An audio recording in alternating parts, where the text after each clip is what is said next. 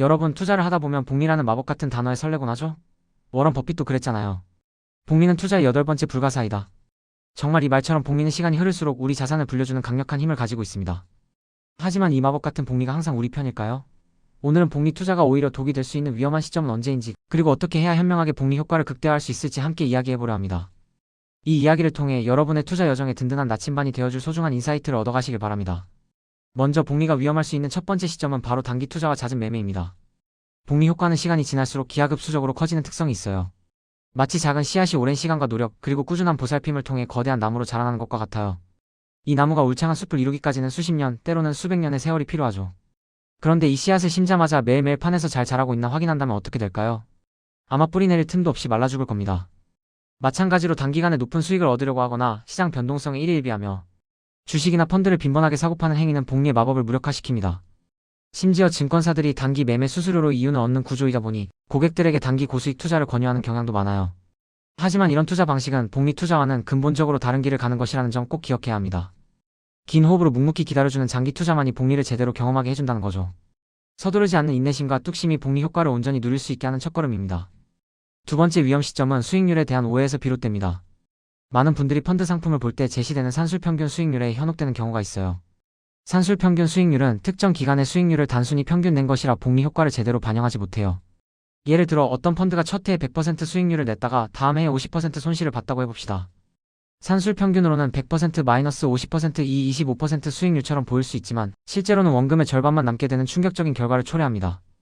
100만원으로 시작했다면 첫 해 200만원, 둘째 해 50% 손실로 100만원이 되는 거죠. 복리 투자의 진정한 힘을 이해하려면 기하평균 수익률을 봐야 합니다. 기하평균 수익률은 복리 효과를 고려한 실제 투자 수익률을 보여주기 때문에 훨씬 정확하고 현실적인 지표가 됩니다. 눈앞에 화려한 숫자에 현혹되지 않고 본질적인 수익률을 파악하는 지혜로운 시야가 필요하다는 말씀. 복리의 참된 가치는 이 기하평균 수익률 속에 숨어 있습니다. 세 번째는 리스크 관리의 부담을 간과할 때입니다. 높은 수익률을 쫓을수록 그만큼의 리스크는 커지기 마련입니다. 복리라는 달콤한 말에 취해 자신의 투자 원칙이나 위험 감수 수준을 넘어서는 무리한 고수익만을 쫓다 보면 예상치 못한 시장의 충격에 원금 손실이라는 큰 위험을 맞닥뜨릴 수 있어요. 투자의 세계에는 언제나 예측 불가능한 변수들이 존재하니까요. 마치 우리가 높은 산을 오를 때 무조건 정상만 보고 앞만 보고 달리는 게 아니라 중간중간 쉬어가고 주변 상황을 면밀히 살피며 안전하게 가는 것처럼 말이죠. 자신의 감당할 수 있는 위험 수준을 넘어선 투자는 오히려 복리 효과를 방해하고 심한 경우 투자 자체를 포기하게 만들 수도 있습니다. 이 투자 지속성이 복리 투자의 핵심인데 말이죠. 리스크 관리는 단순히 손실을 피하는 것을 넘어 지속 가능한 투자를 가능하게 하는 중요한 요소입니다. 여기서 네 번째 위험 시점인 투자 지속성의 중요성이 강조됩니다. 장기 투자가 복리의 기본이라고 했죠? 하지만 시장은 언제나 오르기만 하는 게 아니에요. 상승장과 하락장을 반복하며 흔들리는 것이 시장의 본질입니다. 이때 많은 투자자들이 불안감에 사로잡혀 중간에 투자를 포기하고 손절매를 하는 경우가 비일비재합니다. 시장의 변동성에 일희일비하지 않고 꾸준히 투자하는 것이 복리 효과를 온전히 누릴 수 있는 유일한 길입니다. 자동이체 설정이나 분산 투자와 같은 방법으로 시장 상황에 연연하지 않고 묵묵히 투자를 이어가는 것이 정말 중요해요. 마치 끈기 있는 농부가 아무리 비바람이 몰아쳐도 밭을 갈고 씨앗을 심든 말이죠. 중간에 포기하지 않고 끝까지 살아남는 것이 어쩌면 투자에서 가장 중요한 갑바, 즉 강한 정신력일지도 모릅니다. 단단한 멘탈과 꾸준함이 없다면 아무리 좋은 투자, 상품도 우리에게 아무런 이득을 가져다 줄 수 없다는 사실을 명심해야 합니다. 그리고 다섯 번째, 간과하기 쉬운 수수료의 문제입니다. 특히 펀드 투자의 경우 가입 시 선치 수수료, 운용, 보수, 환매 수수료 등 다양한 명목의 수수료가 발생합니다. 이 수수료들이 생각보다 복리 효과를 갉아먹는 주범이 될 수 있어요.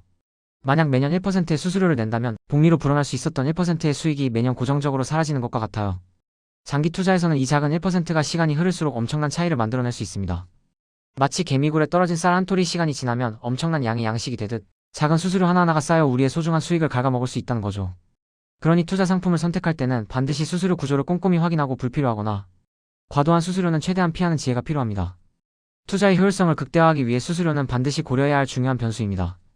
자, 그렇다면 복리 효과를 현명하게 극대화하기 위한 조언은 무엇이 있을까요? 첫째, 장기 투자는 기본 중의 기본입니다. 복리 효과는 시간이 지날수록 빛을 발하니까요. 씨앗을 심었으면 충분히 자랄 시간을 주는 겁니다. 조급함을 버리고 인내심을 가지세요. 둘째, 지속적인 투자가 중요합니다. 시장 상황에 일일비하지 않고 꾸준히 적립식으로 투자하는 것이 평균 단가를 낮추고 장기적인 수익률을 높이는 효과적인 방법이에요. 마치 매일 물을 주는 것과 같습니다. 셋째, 분산 투자를 통해 위험을 관리해야 합니다. 모든 달걀을 한 바구니에 담지 말라는 말처럼 여러 자산에 나눠 투자하여 리스크를 줄이고 안정적인 수익을 추구하는 것이 현명합니다. 이는 예측 불가능한 시장 상황에 대비하는 현명한 전략입니다. 넷째, 목표 수익률 설정입니다. 자신의 위험 감수 능력에 맞는 현실적인 목표를 세우고 무리한 고수익을 쫓지 않는 것이 중요해요. 72의 법칙을 활용해서 원금이 2배가 되는 시간을 예측해보는 것도 좋은 방법이 될 수 있습니다. 72연 수익률 원금 2배 되는 기간.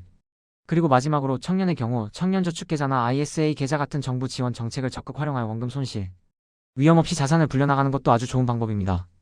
달러 보험이나 미국 장기채 같은 해외 투자도 고려해 볼 수 있지만 중도 해지 시 원금 손실이나 환율 변동과 같은 리스크도 반드시 함께 고려해야 한다는 점 잊지 마세요.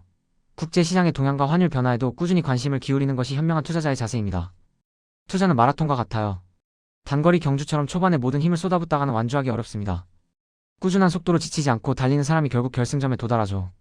복리도 마찬가지입니다. 긴 호흡으로 꾸준히 그리고 지혜롭게 투자하는 사람이 복리의 마법을 온전히 누릴 수 있습니다.